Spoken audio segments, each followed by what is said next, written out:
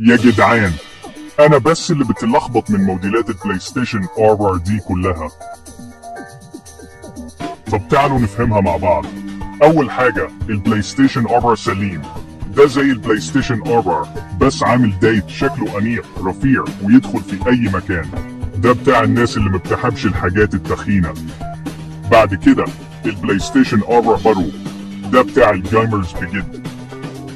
بريك تايم هامز، قوته ضعف السليم، بيشغل العاب ار والجرافيكس بتاعه وهم.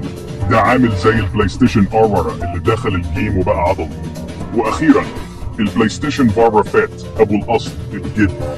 هو كبير وتقيل شوية بس لسه بيشغل العاب رهيبة وبأداء جامد. يعني السليم للشياكة، البرو للقوة، والفات للحنين. تختاروا انهي واحد فيهم؟